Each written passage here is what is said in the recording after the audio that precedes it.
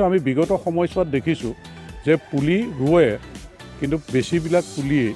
মানে 90% পুলিয়ে আচলতে বচা দেখা নাযায় যে এইবাৰ চতিয়া সমষ্টিত আমি এক পদক্ষেপ গ্ৰহণ কৰিছোঁ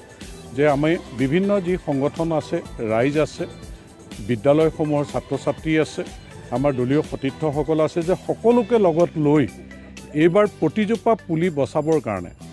আৰু ৰাইজৰ সহযোগত আমি পুলিজোপাৰ সুৰক্ষাৰ কাৰণে ঘেৰ নিৰ্মাণ কৰাৰ ক্ষেত্ৰত আমি DRDAৰ জৰিয়তে MGNREGA আঁচনিৰ জৰিয়তে তেওঁলোকে সহযোগিতা আগবঢ়াইছে আৰু ভাল পুলি দিয়াৰ ক্ষেত্ৰত ফৰেষ্ট ডিপাৰ্টমেণ্টৰ DFO তেখেতৰ নিজে ইণ্টাৰেষ্টেড যোৱাবাৰ সহযোগিতা আগবঢ়াইছিল এবাৰ ভাল পুলি দিয়াৰ ক্ষেত্ৰত তেখেতসকলে পুলি যোগান ধৰিছে পদক্ষেপ গ্ৰহণ কৰিছে গতিকে আমি সকলোৱে আশা কৰিছোঁ যে এইবাৰ চতিয়া সমষ্টিয়ে এক মানে আদৰ্শ হিচাপে প্ৰতিষ্ঠিত হ'ব পাৰিম যে 50,000 পুলিৰ আমি সকলোখিনিয়েই পুলি বচাবৰ কাৰণে উঠি পৰি সকলো লাগিব আৰু এতিয়া ৰাতি